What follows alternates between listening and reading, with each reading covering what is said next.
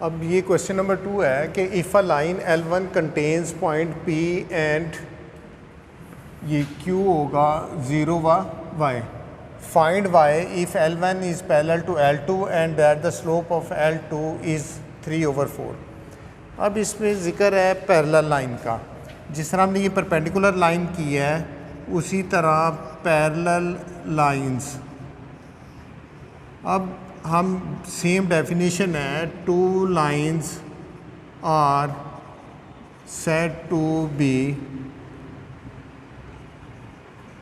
Parallel if M1 is equal to M2।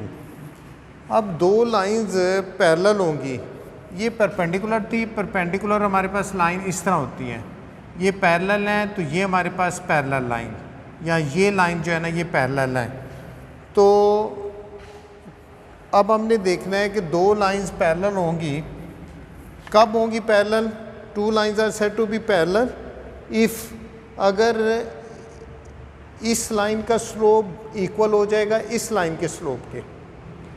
Perpendicular में हमने क्या कंडीशन की थी कि इसका स्लोप और इसके स्लोप को हम मल्टीप्लाई करेंगे तो -1 आएगा। अगर ये कंडीशन आ जाएगी तो फिर हम कहेंगे लाइंस परपेंडिकुलर हैं। पैरेलल में two lines are said to be parallel if M1 is equal to M2। इसका मतलब है कि स्लोप अगर एक जैसे होंगे, इक्वल होंगे। अब स्लोप मालूम करने का वही फार्मूला है, y2 - y1 over x2 - x1। अब इसमें क्या कह रहा है? इसमें कह रहा है कि if a line L1 contains P and Q, ये पॉइंट मसलन वो कह रहा है कि अगर एक लाइन है, ये इसमें एक पॉइंट है P 2 व 6 और दूसरा है हमारे पास Q 0 व y, 0 व y। अब वो कहता है कि इफ़ अ लाइन L1, ये L1 है, कंटेन्स पॉइंट उसके ऊपर ये पॉइंट्स हैं।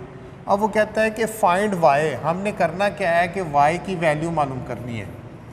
कब मालूम करनी है? आगे कंडीशन दे रहा है कि if L1 is parallel to L2। कहता है कि ये जो लाइन है ना, ये वाली लाइन L1 ये पैरेलल है एक और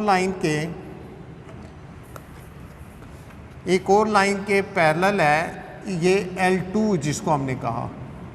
और क्या है उसमें कि parallel to line L2 and that the slope of L2 is, कि इसका जो लाइन का स्लोप है ना, हम सपोज कर लेते हैं कि इसका स्लोप जो है ना वो M1 है, इसका स्लोप M2 है, तो इसका स्लोप उसने दिया हुआ है कि 3/4 है।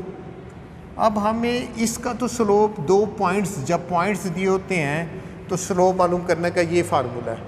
अगर हमारे पास पॉइंट्स हैं कोई भी A x1 y1 B x2 y2, ये दो पॉइंट्स हैं, तो इनका स्लोप मालूम करने का ये फार्मूला है। अब हमारे पास ये दो पॉइंट्स दिए हुए हैं, इसका हमने स्लोप मालूम करना है। इसका स्लोप उसने दे दिया हुआ है, करना हमने क्या है, y की वैल्यू मालूम करनी है। तो सबसे पहले हम इस लाइन का स्लोप मालूम करते हैं। तो लेट कर लेंगे कि M1 is the slope of line passing through P 2 व 6 और Q 0 व y।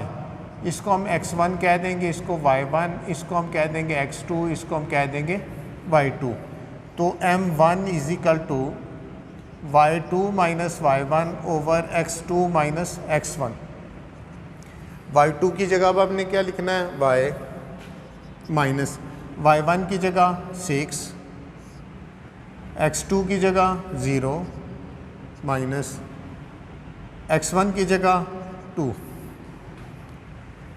अब ये हमारे पास आ जाएगा y - 6 ओवर -2, ये आ गया M1। अब उसने कहा है कि आपने तो y की वैल्यू मालूम करनी है। अब y की वैल्यू मालूम करनी है, हमें उसने कह दिया है if L1 is parallel to L2, ये हमें कंडीशन दी है। तो हम लिखते हैं कि if L1 is parallel to L2, तो अगर ये दोनों लाइनें पैरेलल हैं तो फिर क्या होगा, m1 is equal to m2 हो जाएगा। क्यों? हमने ये डेफिनेशन में किया, दो लाइंस पैरेलल होती हैं अगर उनका स्लोप इक्वल हो जाए। अब हमारे पास इसका स्लोप, इस लाइन का स्लोप हमने मालूम कर लिया m1, वो कितना है y minus 6 over minus 2। m2 हमें उसने दिया हुआ है कि the slope of L2 is 3 over 4। इसका मतलब है m2 जो है ना, स्लोप का मतलब क्या होता है, इसको हम m से डिनोट करते हैं। L2 है तो स्लोप m2 हो जाएगी। तो m2 की जगह हमने फिर क्या लिखना है, 3 ओवर 4। कहाँ से लिखा, ये हमें दिया हुआ है। अब हमने क्या करना है, इसको क्रॉस मल्टीप्लाई कर देना है। क्यों करना है, हमने y की वैल्यू मालूम करनी है। तो यह आ जाएगा 4 into y minus 6 is equal to 3 into minus 2, ये क्रॉस मल्टीप्लाई हो गया। तो यह आ जाएगा 4y माइनस 24, 6 4 ज़ा 24 minus 6, 4y is equal to 24, ये इधर चला गया माइनस 6, और 4y इज इक्वल टू 18, और y is equal to 18 over 4, y is equal to 18 over 4। 2 2 ज़ा 4, 9 2 ज़ा 18।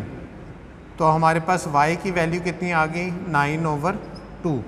तो हमने करना क्या था, उसने कहा था कि y की वैल्यू मालूम करें, तो ये y की वैल्यू मालूम होगी। कंडीशन हमने लगाई, लाइंस पैरेलल हैं, इसलिए m1 is equal to m2। जब m1 is equal to m2 है तो m1 की वैल्यू हमने रख दी, m2 हमें उसने क्वेश्चन में दिया हुआ है, वो हमने ले लिया, और ये इम्पॉर्टेंट क्वेश्चन है।